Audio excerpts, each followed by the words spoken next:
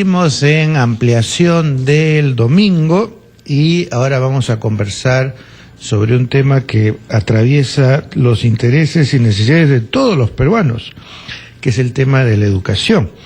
El Foro Educativo está organizando una conferencia nacional con el título Maestros, Sociedad y Estado, bases para un acuerdo nacional por el maestro peruano, que se va a realizar entre el 14, 15 y 6 de febrero próximo en la derrama magisterial y el polideportivo de la Pontificia Universidad Católica del Perú, y sobre el cual nos va a comentar la presidenta de la conferencia, Madeleine Zúñiga, los aspectos más saltantes. Bienvenida, Magui. Muchas gracias, Leo, por el espacio. Bien, realmente, Foro Educativo decidió que el tema de su conferencia nacional, la cual se realiza cada 2 años, como tú sabes, tenía que ser el docente, ¿no? Digo tenía porque creo que cada vez hay mayor conciencia, no solamente del papel que juega el maestro, sino de la situación crítica en la cual se encuentra la gran mayoría de maestros de la educación pública, ¿no? Es un tema, digamos, que tiene muchas dimensiones, y por esa razón, por primera vez, Foro decide hacer una conferencia un poco sostenida. Es decir, vamos a tener una primera parte ahora en febrero y luego vamos a continuar el debate en torno al tema docente hasta agosto, en la cual tendremos la segunda parte y conclusión de la conferencia. El propósito, el fin último, es bastante ambicioso, pero igualmente creemos necesario, ¿no? Ahora, el propósito final, decía, ¿no?, es llegar a construir una propuesta de bases para un acuerdo nacional por el maestro peruano. Ahora, hay un tema que es bien complejo en realidad y casi ningún país de América Latina lo ha podido, digamos, resolver, y es que todos los maestros graduados que ejercen hoy docencia han nacido y estudiado antes de Internet. Y todos los alumnos que están en las escuelas de hoy, todos han nacido después de Internet, por mencionar solamente un punto de giro, no solo en la tecnología, sino en la manera como vive la sociedad. Y entonces se produce una especie de desencuentro entre maestros y alumnos de generaciones distintas que no logran enchufarse, no logran encontrar un código, un lenguaje, una autopista compartida sobre la cual transitar. Y esto está haciendo pues que los alumnos la pasen muy mal hoy en día en la escuela, no solo los maestros, claro, que no saben qué hacer, sino los alumnos que no se ubican. ¿Qué parte de la discusión tiene que ver con la viabilidad de un sistema educativo diseñado en el siglo XIX y XX para lidiar con los retos del XXI? Mira, eso va a ser planteado en términos generales esta vez. Esta vez vamos a tener una mesa latinoamericana en la cual 3 expertas en el tema presentarán casualmente las políticas y estrategias que se han ensayado especialmente en países andinos y Argentina, ¿no?, para lograr iniciar un cambio hacia la transformación. Yo creo que el caso argentino va a ser interesante. Lo que tú has mencionado es un tema específico, importantísimo, pero que está junto a otros temas. Lo que tú mencionas, esta brecha digital, como la llaman, se hace mucho más evidente, en el caso peruano, en nuestras áreas urbanas, ¿verdad? Pero en las áreas andinas y amazónicas tenemos otro tipo de brechas, otro tipo de debilidades en la formación del docente, ¿no?, que es atender a la pertinencia cultural y lingüística de estas zonas. Entonces, los retos son inmensos, y por esa razón sentimos nosotros en Foro que era necesario, no podíamos, digamos, concentrarnos únicamente en un par de días. El marco nacional va a ser presentado por 3, digamos, personas, investigadores muy conocidos entre nosotros. Un marco general del país, sus disparidades, sus inequidades, se lo hemos pedido a Julio Kotler. Y él va a plantear cuáles son los desafíos que a la educación le presenta un país muy rico, pero a la vez sumamente complejo y desigual. El tema educación en sí lo coge Manuel Bello, socio nuestro y decano de la Facultad de Educación de la Universidad Peruana Cayetano Heredia, ¿no?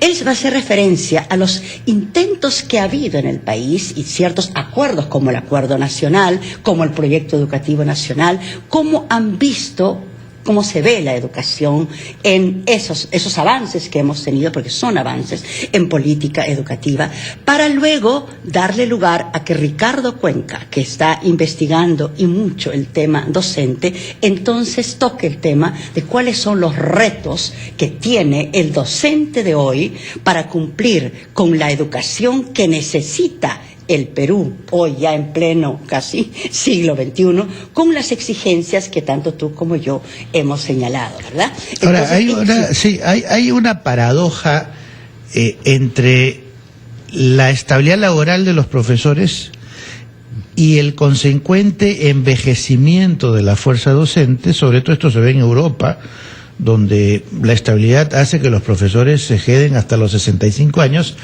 y prácticamente no hay entrada a maestros jóvenes que se han forjado, digamos, se han formado en los últimos años. Y en el Perú hay un problema parecido también, porque en los concursos para plazas docentes, digamos, el tema de los títulos, la experiencia, las publicaciones, hacen que un joven brillante, recién egresado de una universidad o instituto, no tenga cabida o tiene menos en la escuela.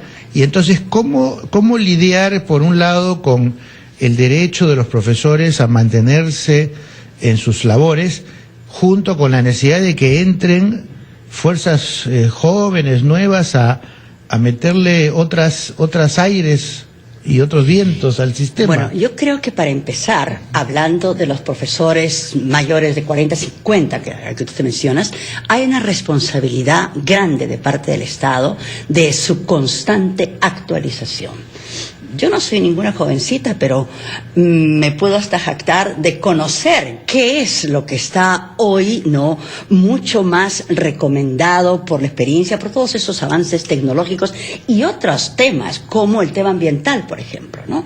El tema ambiental, la conciencia de la inequidad, la conciencia de un mejor trato a la mujer, etcétera, son temas que hace 20 años no se mencionaban para nada. El tema ambiental todavía estamos atrasados en el país. Entonces, yo creo que una forma de que los muchachos no sientan que su profesor, porque es mayor, no sabe, es actualizar constantemente al docente, y eso es parte del desarrollo docente, ¿verdad?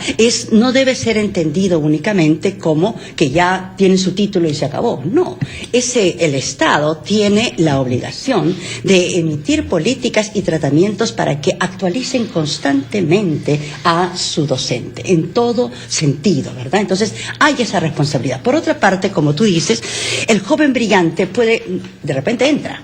¿Y qué pasa si ese joven brillante va a trabajar en un sitio que tiene una pésima infraestructura, sin luz, sin agua, sin desagüe, sin conexión a teléfono e internet? Las posibilidades de que él brinde una excelente enseñanza a sus alumnos, que él despliegue todas sus capacidades, se disminuyen.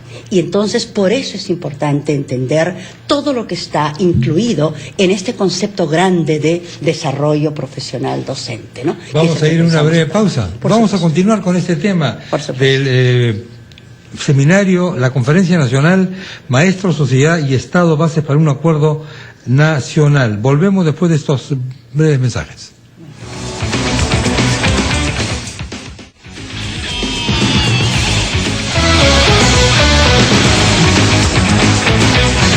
Continuamos con Madeleine Zúñiga Castillo. Ella es la presidenta de la Conferencia Nacional 2013 del Foro Educativo. Esta conferencia lleva el título Maestro, Sociedad y Estado, Bases para un Acuerdo Nacional por el Maestro Peruano. Se realiza el 14, 15 y 16 de febrero. Las sedes son la de Rama Magisterial y el Polideportivo de la Pontificia Universidad Católica. Madeleine, ¿se puede hacer una reforma educativa sin el maestro? Parece que no. De ninguna manera. Pero parece que también el maestro puede ser un problema. ¿Se puede hacer una reforma judicial sin los jueces? No, pero los jueces pueden ser un problema. ¿Se puede hacer una reforma deportiva sin los deportistas? No, pero también son un problema. Entonces hay una situación ambigua muy complicada ahí. Yo creo uno dice, claro, hay mucha gente que sataniza a los maestros, ¿no? Exactamente. Demasiado, ¿no? Eso es, ese es el problema. Y yo creo que es importantísimo revertir esa situación y no ver en el maestro un problema, sino el mejor recurso humano para sacar adelante nuestra educación. Y por eso el maestro debe ser revalorado y apoyado por todos nosotros, que debe cambiar un buen contingente de docentes, indudablemente, ¿no? Pero debe haber cambios en los tres grandes actores, digamos, de lo que se quiere para mejorar sustantivamente la educación nacional. Los maestros en sí, el Estado y nosotros como sociedad, ¿no? Ha habido realmente, yo creo, como tú bien has usado la palabra, fuerte satanización del docente, muy exacerbada desde el gobierno pasado, a raíz de la prueba censal que se les tomó y cuyos resultados fueron deplorables, ¿no es verdad? Pero nadie pensó en por qué esos resultados deplorables, porque no es únicamente el docente. ¿De dónde salió ese maestro? ¿Qué formación recibió y qué formación continuó recibiendo después de los 10, 20 o 15 años que recibió su título? En eso nadie pensó. Y ese es uno de los grandes pecados de diferentes gobiernos nuestros. Ha habido un inmenso descuido del desarrollo del docente, ¿no? No únicamente de su formación continua, como le llaman, o contención en servicios, sino también en sus condiciones de trabajo, las condiciones de vida, su carrera magisterial, etcétera. Y lo que ha quedado en la mente de las gentes, y desafortunadamente en prensa que no reflexiona sobre los temas nacionales, no, es que el maestro es el culpable de la mala calidad de la educación peruana. Ahora, Maggie, el mundo hasta bien entrado, mediados del siglo XX, en el siglo XVIII, XIX, XX, era un mundo eurocéntrico. Los poderes del mundo, los desarrollos culturales, científicos, educativos, económicos, dependían de Inglaterra, Francia, Alemania, España, Italia. Y después viene una especie de aparición de Estados Unidos y Rusia, más recientemente China, como las grandes potencias que desplazan totalmente a Europa en el control, digamos, de la economía. Y la ciencia, la tecnología mundial. La educación latinoamericana se ha diseñado por influencia de Inglaterra, Francia, Alemania, Europa. Y tiene estructuras que responden un poco a lo que fue en su momento el modelo educativo europeo, pero resulta que ahora están pasando de largo Australia, Nueva Zelanda, Corea, Japón, China y demás. A nivel universitario, Estados Unidos supera largamente a Francia, Inglaterra, Alemania. Pero no parecería ocurrir algo parecido en el replanteamiento del modelo de escuela y de formación que hay que hacer docente en América Latina, que se ha quedado un poco atrapado en los modelos del siglo pasado. Es cierto. Por esa razón yo puedo decirte que a nivel latinoamericano hay una discusión todavía no difundida sobre cuál es el sentido de nuestra educación y cuál es el bagaje de conocimientos que devienen de nuestra riqueza cultural que no son tomados en cuenta. Todo el tema ambiental que yo mencioné hace un momento, ¿verdad? Y la conciencia ecológica, pues nosotros